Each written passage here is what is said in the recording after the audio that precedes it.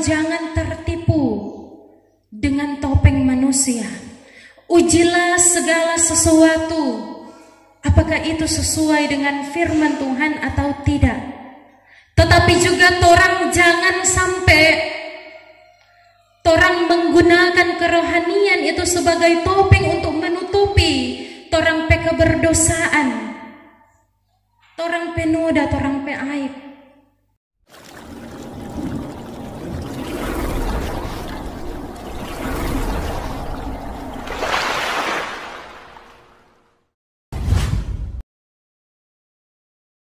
Salam sejahtera untuk kita semua, shalom. Damai di hati. Puji syukur kepada Tuhan kita Yesus Kristus karena kasih dan kebaikannya yang terus ternikmati di tengah-tengah kehidupan torang semua. Torang sudah memasuki minggu sengsara yang kelima, di mana di dalamnya torang tetap disertai, dijaga, dipelihara oleh Tuhan. Dan pada saat ini pun torang semua boleh ada dalam keadaan yang baik. Saudara-saudara yang dikasihi dan diberkati oleh Tuhan kita Yesus Kristus, tidak ada satupun manusia yang luput dari sebuah kesalahan. Torang pasti pernah melakukan kesalahan. Di dalamnya torang merasa menyesal. Tetapi apakah penyesalan itu dapat memperbaiki kesalahan kita? Saudara-saudara, dalam bacaan kita di saat ini dikatakan bahwa sebelum Yesus Kristus mati di kayu salib, Yudas Iskariot lebih dulu mati. Yudas mati karena keserakahannya, karena keberdosaannya. Bahkan dia adalah murid Yesus yang pertama yang merasakan kematian tersebut. Dia melakukan dosa dengan menjual orang yang tidak berdosa. Dia melakukan dosa dengan menyerahkan Yesus Kristus kepada imam-imam kepala dan tua-tua Yahudi. Saudara-saudara, apa yang dilakukan oleh Yudas ini adalah sebuah dosa yang sangat besar. Lalu apakah Yudas bisa lari dari dosa yang dia lakukan? Tentu jawabannya adalah tidak. Yudas pasti akan merasakan perasaan yang tidak tenang. Penyesalan yang dimiliki oleh Yudas membuat dia gelisah. Apa yang dilakukan oleh Yudas sudah sangat jelas, itu adalah kesalahan yang besar. Tetapi pada akhirnya Yudas ini memilih jalan yang salah.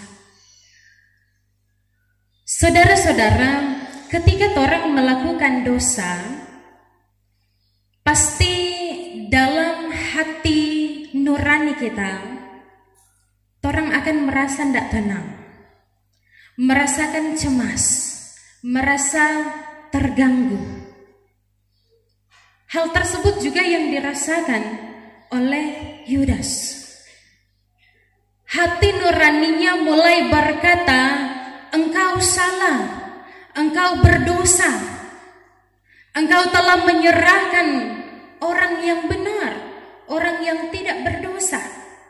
Tetapi mengapa Yudas baru mendengar hati nuraninya ketika dia telah melakukan dosa tersebut, telah menyerahkan Yesus Kristus. Karena sebelumnya yang Yudas ini dengar adalah suara dosa yang mengatakan kepadanya bahwa mengapa engkau tidak menjual gurumu?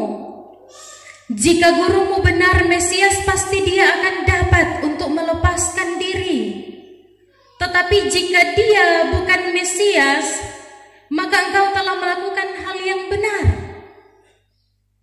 dengan menyerahkan seorang pembohong.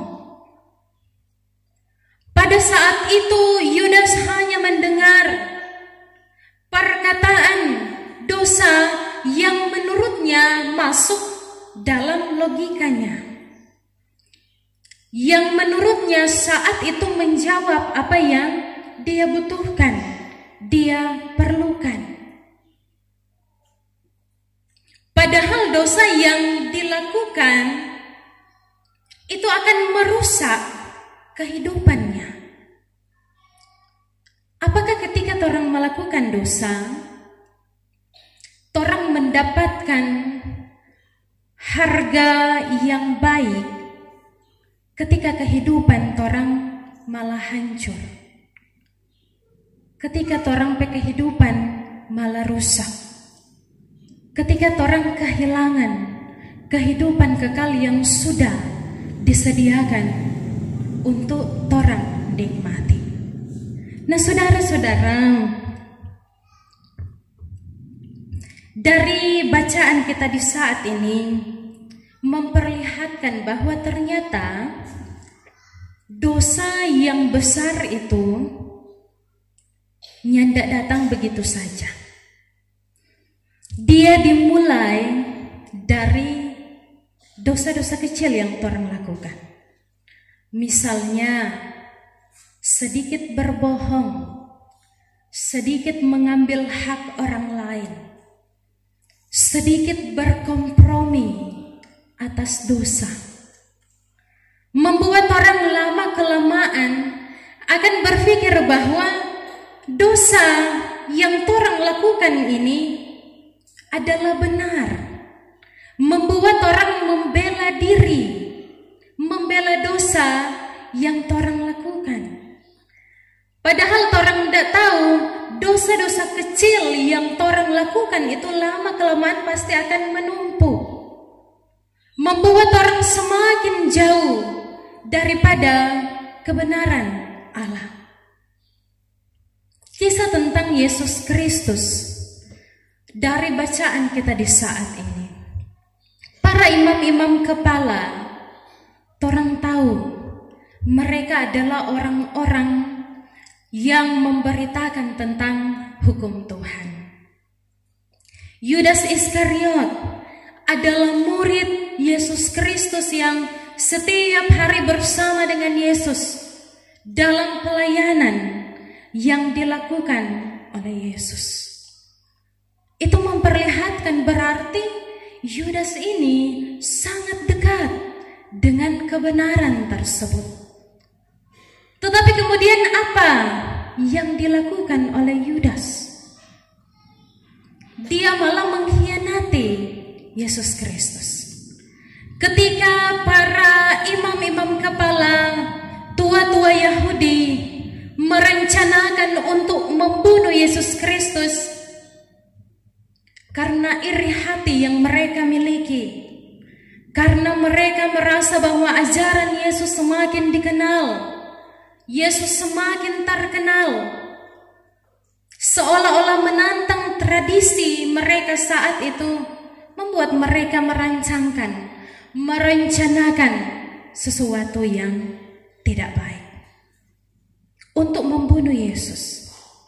Padahal orang tahu bersama bahwa mereka adalah orang-orang yang selalu memberitakan tentang kebenaran, tetapi malah mereka yang justru membunuh atau merancangkan kejahatan pada sang kebenaran tersebut. Mereka adalah orang-orang yang sangat tahu dengan jelas tentang hukum Tuhan. Tidak boleh membunuh, jelas dilarang dalam hukum Tuhan. Tetapi mereka yang malah melakukan hal tersebut.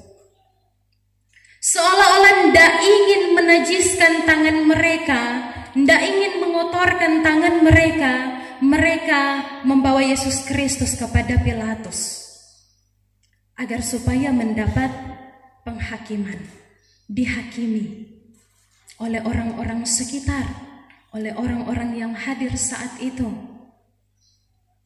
dengan tujuan agar supaya hukuman yang diberikan kepada Yesus ini terlihat legal, terlihat sah, mereka tidak disalahkan.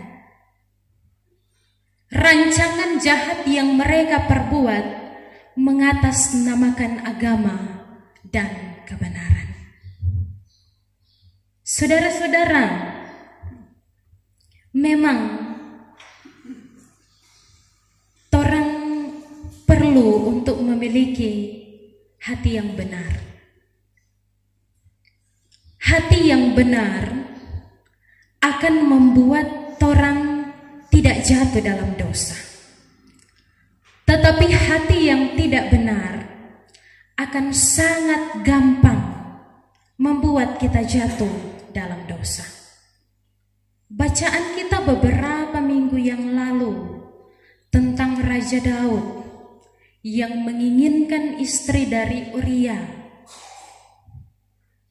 Di titik kejayaan Raja Daud, yang orang kenal dia adalah seseorang yang begitu dekat dengan Yesus Kristus, seseorang yang begitu mengenal Allah. Tetapi pada akhirnya dia jatuh dalam dosa.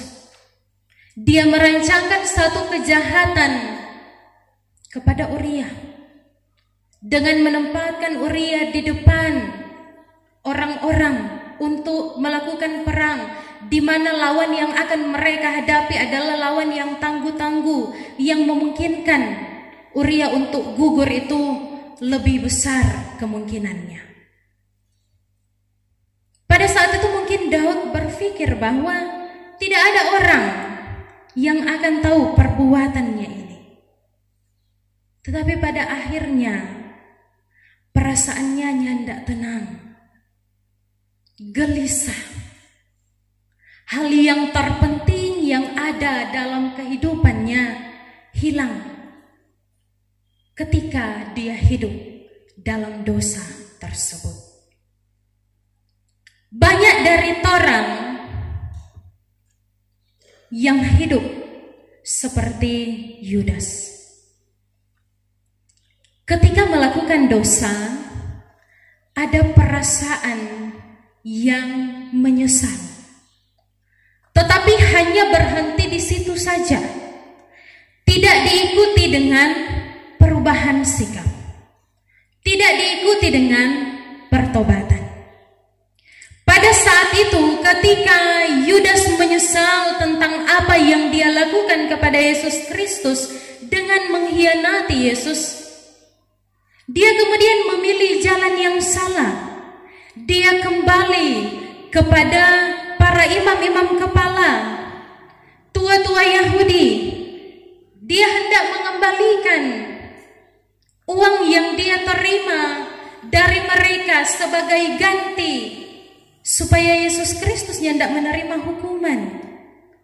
Tetapi justru yang dikatakan oleh imam-imam kepala ini, bahwa mereka tidak peduli dengan apa yang dirasakan oleh Yudas saat itu.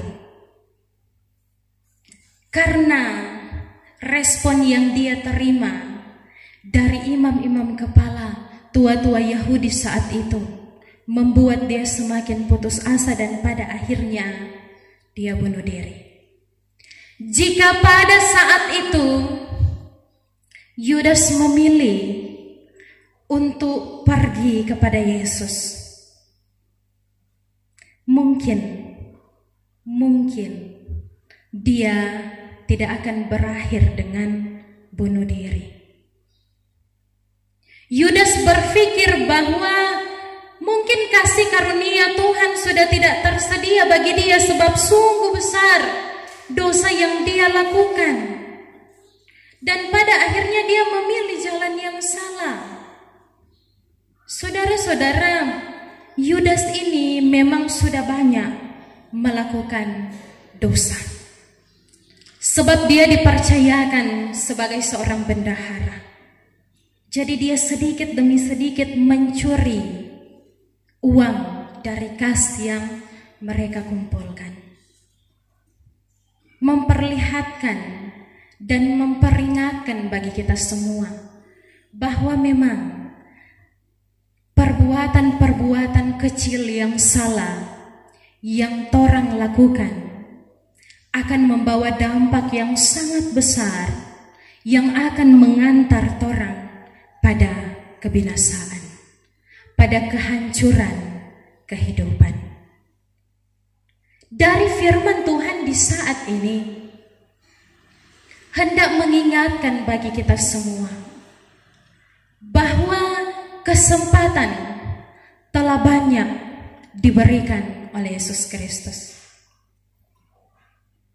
Kesempatan telah banyak diberikan kepada Yudas Iskariot ini. Tetapi dia tetap pada pilihannya sendiri. Dia tetap pada keinginannya sendiri yang menghancurkan kehidupannya. Demikian juga kita umat yang percaya. Bukan berarti ketika torang rajin beribadah, ketika torang melakukan hal-hal baik, kong torang nyandak melakukan dosa, kong torang nyandak melakukan kesalahan. Melainkan ketika torang hadir dalam peribadatan, mendengar firman Tuhan, itu merupakan salah satu kesempatan yang diberikan oleh Tuhan agar supaya torang dapat menyesali setiap dosa, setiap kesalahan yang kita lakukan. Sampai torang hidup di dunia ini sampai saat ini sudah banyak sekali kesempatan yang diberikan kepada kita. Tetapi apakah kesempatan tersebut orang pergunakan dengan baik? Apakah ketika orang menyesal saat melakukan dosa kemudian orang ada dalam pertobatan, dalam perubahan yang total dengan tindakan orang sehari-hari, atau orang hanya sampai di menyesal saja dan tetap melakukan apa yang menyebabkan dosa di hadapan Tuhan? Sesungguhnya nyanda ada dosa yang sangat besar yang tidak bisa dijangkau oleh Allah. Apapun yang telah orang lakukan, selama orang memiliki keinginan hati yang bersungguh-sungguh, mau datang kepada Tuhan mengaku dosa kita dan merubah tindakan kita, pengampunan itu selalu tersedia bagi kita. Tetapi perlu diingatkan bahwa selama kesempatan itu masih tersedia, kalau orang so terbujur kaku, orang sudah memiliki kesempatan tersebut. Jadi selama kesempatan itu masih ada, rubah setiap tindakan, setiap perbuatan yang nyandak berkenan di hadapan Tuhan. Jangan biarkan orang berlarut-larut dalam dosa yang orang lakukan. Sesungguhnya firman Tuhan di hari ini hendak menyampaikan bahwa bagi orang semua kasih karunia itu tersedia. Tinggal bagaimana dari orang, apakah kasih karunia tersebut, keselamatan yang telah diberikan tersebut mau untuk orang ambil atau tidak. Dari bacaan kita di saat ini memperlihatkan bahwa mereka yang ternyata DP hidup sehari-hari terlihat sangat rohani, nyandak menjamin dorang pe hati. Oleh karenanya torang jangan tertipu dengan topeng manusia. Ujilah segala sesuatu, apakah itu sesuai dengan firman Tuhan atau tidak. Tetapi juga torang jangan sampai torang menggunakan kerohanian itu sebagai topeng untuk menutupi torang pe keberdosaan, torang pe noda, torang pe aib. Jangan sampai torang menodai kemuliaan nama Tuhan hanya untuk mencari kebesaran diri sendiri, hanya untuk kepentingan diri sendiri, hanya agar supaya torang lebih dikenal, dipandang hebat oleh orang lain. Mari torang semua belajar dari apa yang terjadi kepada Yudas Iskariot, bahwa sesungguhnya ketika torang melakukan kesalahan, yang perlu torang lakukan datang kepada Yesus Kristus. Jangan berharap pada manusia, jangan bergantung pada manusia, pada kekuasaan, kekuatan yang dimiliki oleh manusia. Karena sesungguhnya itu semua tidak ada apa-apanya dibandingkan dengan kekuasaan, kekuatan yang dimiliki oleh Tuhan Allah. Datang kepada Yesus Kristus dengan bersungguh-sungguh. Akui bahwa torang salah, akui bahwa torang berdosa, dan torang betul-betul mau untuk memegang komitmen hidup sesuai dengan apa yang dikehendaki oleh Tuhan. Memang nyandak gampang, saudara-saudara, nyandak mudah untuk hidup taat dan setia kepada Tuhan, melihat berbagai macam godaan dunia yang ada, melihat berbagai macam tawaran-tawaran dunia yang terlihat nikmat, yang terlihat indah. Melihat juga bagaimana orang yang selalu diperhadapkan dengan tantangan pergumulan dalam dunia ini yang seringkali membuat orang berputus asa, sehingga pada akhirnya orang jauh daripada Tuhan. Maka untuk hidup taat dan setia kepada Tuhan memang bukanlah hal yang mudah.